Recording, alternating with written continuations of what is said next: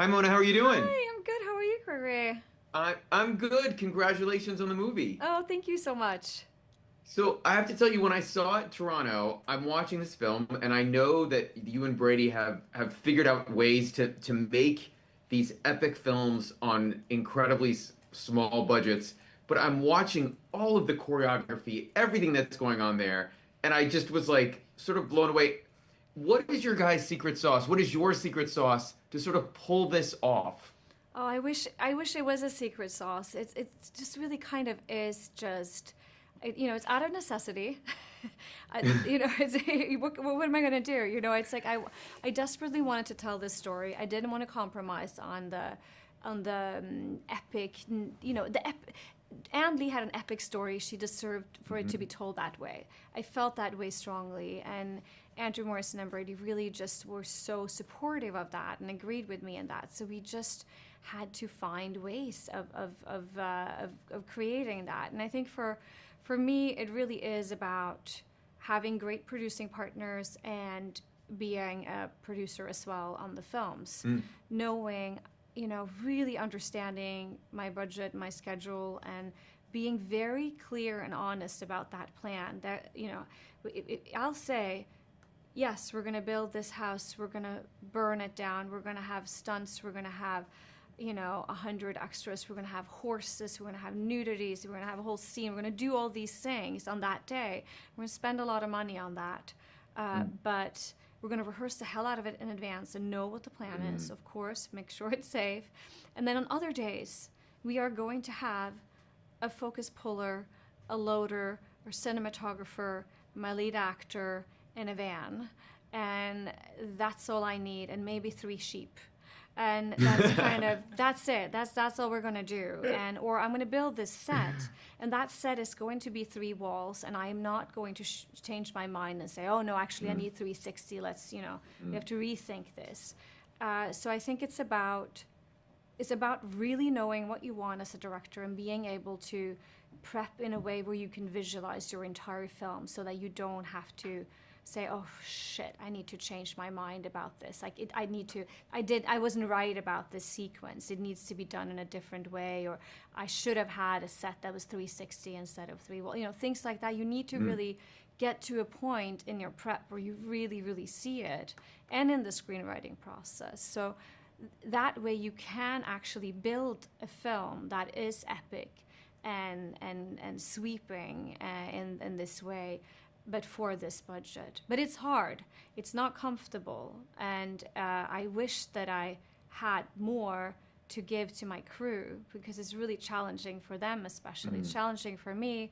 I would work, I have days that I'm working, me and my cinematographer were working 17, 18-hour days, because we would jump from main unit to second unit to give the rest of the crew a break, but we can't take that break. So we're pushing ourselves to the very limit, and I probably can't do this forever, because it's aged, taken years of my life already. It's taken years of your life. Yeah. But in that context, Yeah. you've written the script. You know you're going to shoot this. You've prepped as much as you can. Was there one sequence, one scene that was the toughest to pull off, or what your vision of it was? Yes, the boat. The boat was, how the heck do you do that on this budget? It isn't done, because the ways that you're supposed to do this is just not available on this budget. So we had to say, okay, we have to track down a real boat somewhere, because we can't afford to build it. Take that out of the equation. Okay, so we finally, after months and months and months of searching, find this boat in Sweden. There was a financial structure in Sweden via Filmivas that made that, actually possible for us to even shoot in Sweden. But then that boat had to stay docked for our sequences, because we have rain towers and effects and everything like that, and I can't have another boat out to sea following that boat. That's absolutely out of the question as well. So there's only a few specific angles that work to shoot. And the only way to shoot in those angles and for it to be beautiful is for us to put up the sails. And there's only a very specific group of people who can do that, because this is a period replica down to the hand stitched materials and the sails and the hammocks. So I had to try and track down these people to put the sails down for us. So there's so many things that could go terribly wrong. and it was so challenging to do it. I also had another ship, a smaller period ship that we took out to sea, and then a little set that we built in Hungary that we flooded completely with water. And then the hope is, of course, that you put all of this together and somehow it's going to work. And then there's model work in there as well, and and then there's actors pretending like they're at sea, moving, pretending like they're falling left and right with the waves. It's incredible. As you're doing it, it demands an incredible amount of trust from the entire team, the performers and everyone behind camera, that it's not going to be absolutely ridiculous, and that when we cut it together, it's going to feel like a tiny snippet of Titanic if I'm lucky, And it did. It looks seamless. That's what's so impressive about everything you guys have pulled off. I do want to go a little bit back to the beginning. I know that you were inspired while making The World to Come by a Shaker song that you had heard. When you were just stating the idea, was it always to do it as a semi-musical, or did that come later on in the process? Well, I knew that there was going to be a lot of music and movement in the story because they worship through ecstatic song and dance, the Shakers. And that was part of what really drew me to it as well, because I wanted to continue my collaboration with Daniel Blomberg, and I wanted to collaborate more with Celia Relson Hall, who is also a really old dear friend of mine, and I love her work, and her work on Ma is so beautiful. So I wanted to deepen that collaboration, so I was excited about that, but I was resisting the genre because it terrified me. So I kept calling it like a film with a lot of music and movement pieces. And I kept calling it all kinds of other things. And then Brady eventually just said it's a damn musical, Mona. Just call it what it is. Like, you have to accept that. And then I was like, okay, I guess that is what it is. And I think that it's just actually going to be so much music and movement that it will never stop in a way. And then in the end now, because I worked so closely with Daniel and with our sound mixer. He mixed the entire, like the score and everything in the film was mixed by Steve Single. And there's no separation between the world and the music. There are gestures of movement that sometimes turn into large dance piece or movement pieces, or there's little melodies that turns into song, or there's pieces that never do so. And there's sound design that is actually improvisational singers, performers, and there are sound effects like rain or stomping or movement that are part of this integral parts of the score. So for me, when I look at the film now, I see it more like an opera where the music never stops. It's just the music and the movement is just through the entire piece. I have to, as in that context, obviously you cast Amanda, who's incredible as Anne, and obviously you knew beforehand she could sing and dance and do all of that. But for the rest of the cast, was it important that they had a musical background, or was it not as important as them just being right for the role as playing the character? It was not important. I wanted them just to be human beings who would move and sing, and they did not have to be. I was excited about Amanda being such a strong singer and mover, but it was a long process with her finding a new way into moving and singing, because she had to approach in a very different way from how she approached on other projects, because she was not supposed to be performing.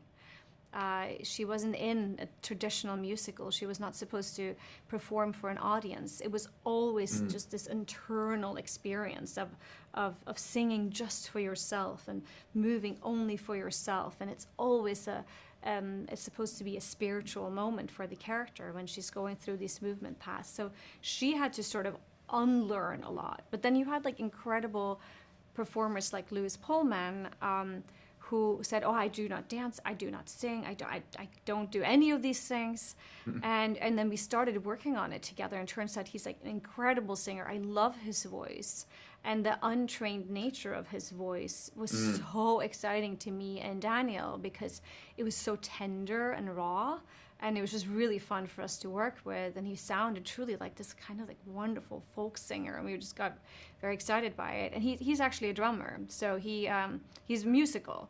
And his mother is an incredible modern dancer. So she was working with him and rehearsing with him on the movement prior to him joining us as well. So he was like a true discovery in that way. And Thomasin McKenzie, it turns out, is just like an incredible mover.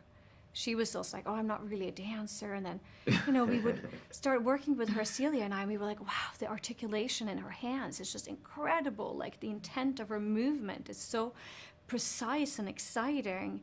But it comes from her. It's like, it's really personal. And we wanted that. Both Celia and I are excited about that kind of movement that comes from that place. It is very much in Celia's work as well. So that was just, it wasn't supposed to be perfect. And I think if you say to performers, to actors and dancers, you're not performing. It's not supposed to be perfect. It is really freeing. You're supposed to just move as you. But you have to have intent in the movement, an intent in your vocalization, and it needs to have a precise story to it. You're not just lifting your arm. You're lifting your arm and reaching for something above and pulling it into your body. That's something that an actor can easily access because it's so specific. I think if you say to an actor, you go 1, 2, and 3, and 4, they're just like, oh God, please no, I have to ask you, I've spent most of my young life, I graduated high school actually in Albany County, upstate New York. I know it very well. They didn't teach us any of this. I had no idea that any of this was there, that any of this I no doubt drove many times past all these locations. Yeah. But which makes me wonder, how hard was it to find out? I know you're doing a fictionalized version of this story, but yes. How hard was it to find out details actually about the Shakers and about Anne's life? Was it more difficult than you thought, or is there all these resources that people are unaware of? Well, there are a lot of resources that people are unaware of but it was a lot of digging. I think it will become, now there's a large new Shaker museum that where there's a vault of information and knowledge that you can gather from that. But I went into archives. I drove up to the Hancock Shaker Village and the Shaker Village also where Anne Lee is buried, and I spoke to everyone to the wonderful people who run those foundations, and but I couldn't access all of this without them. Like they let us into their archives. They let us into look at all the incredible art that they left behind. They gave us access to blueprints of buildings and drawings, and they introduced us to their interpreters who knows how to make the shaker boxes, the baskets. They taught our actors they taught Amanda how to make peg rails. They taught Lewis how to do wood joinery. We became quite obsessive about the craftsmanship, as you can tell. So you can't, because it's so beautiful. So you have to, you can't live in that space and explore that artistry without being compelled to really honor it and in a truthful way. But I could have never done it without the Hancock Shaker Village. They were incredible, an incredible resource to me. My last question for you is, you always have hopes for your films, but what is your hope that audiences take away from watching Anne Lee? Just a conversation, honestly. The work starts with a conversation between me and Brady. We talk and talk and talk, and then we sit down and write, and then we bring this screenplay to our collaborators, and then we talk more about what all of this means to us and why we want to tell this story now, and why this is so incredibly important to me to explore this, and why I feel possessed to tell this story right now, because you have to have that drive. That's how you have to feel about it. And then, finally bringing it to an audience, bringing it to you, and having this conversation right now. That is the goal.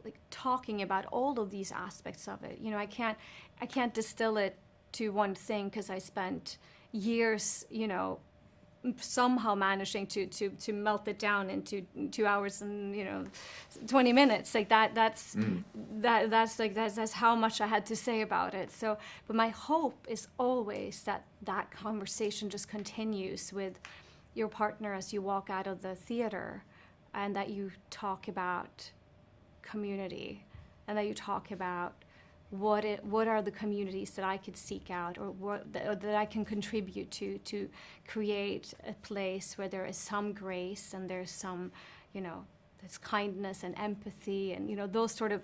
I think that's sort of what I'm hoping for, I guess, a little bit, without melting it down too much to something specific. But ultimately, love it or hate it, it's that conversation. If you've got nothing to say, it would break my heart. But if you have something, if it sparks that, even if it's aligned to your own relationship to faith or whatever it is, it's, you know, or to movement, or if it's just that you want to go and dance with some of your friends afterwards, that would be great.